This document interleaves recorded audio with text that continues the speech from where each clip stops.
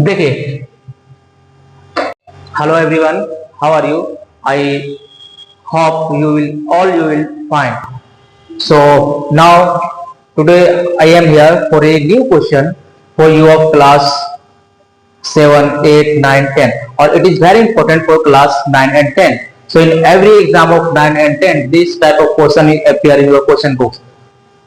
Okay, so let us suppose how to solve the question. So I am here for give some techniques how to solve this type of question.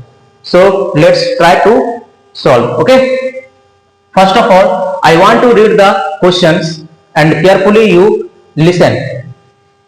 Two angles of a triangle are in the ratio 4:5. If the sum of these angles is equal to the third angle, find the angles of the triangle. दो angle का ratio दिया हुआ है और आपको यहाँ पे एक थर्ड एंगल फाइंड आउट करना है, तो हम यहाँ पे तीनों एंगल फाइंड आउट कर लेंगे, एंगल 1, एंगल 2 और थर्ड एंगल जो है वो भी एंगल 3 भी फाइंड आउट कर लेंगे. So how you have to find this type of angles? So let's see. First of all, you suppose solution. Suppose or let, no problem. Suppose angles of triangle B 4x 5x. This is the first angle. This is the second angle is equal to. Okay, so what is the ratio of the third angle? You know, the ratio of the third angle will be, or the third angle will be the sum of ratio of two angles. So it's, we can write here third angle is equal to 4x plus 5x. जब भी आपको इस condition में दिया हो, angles ratio में दिया हो, तो थर्ड एंगल जो है, सेकंड दो एंगल दिया हुआ है, थर्ड एंगल का जो वैल्यू होगा वो 4x प्लस 5x हो जाएगा. जो रेशियो दिया रहेगा इन दोनों का उसका सम हो जाएगा. Okay, so equals to 9x. Now we every know the sum of all angles of a triangle is 180 degrees. So you can write here, or we can write here, sum of all angles of a triangle is 180 degree. There implies 4x plus 5x plus 9x. Third angle, second angle, first angle. Okay, so equals to 180 degree. Sum of all these angles, or sum of all three angles, equals to 180 degree. Now 9x, 5x or 4x is equal to 18x.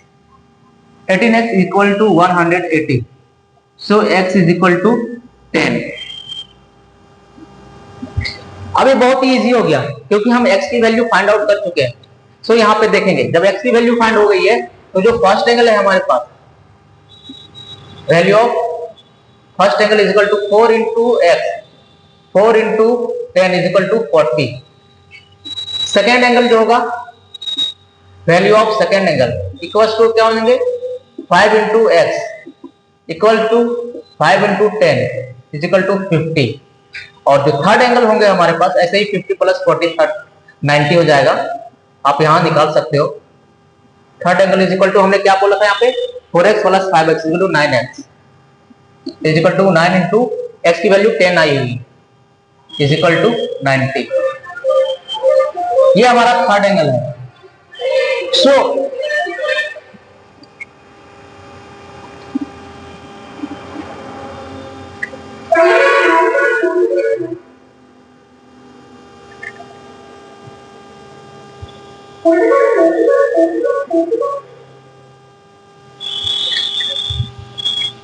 इस तरीके से आसानी के साथ हम angles को find कर सकते हैं. यहाँ पे रेशियो दिया हुआ था दो एंगल्स का और तीसरा एंगल का वैल्यू फाइंड आउट करना था, तो आसानी के साथ हमने तीसरे एंगल का वैल्यू यहाँ पे 90 डिग्री फाइंड आउट कर दिया। हमने फर्स्ट एंगल और सेकेंड एंगल का भी वैल्यू यहाँ पर निकाल के रख दिया है, जिसका रेशियो दे रखा था 4 और 5।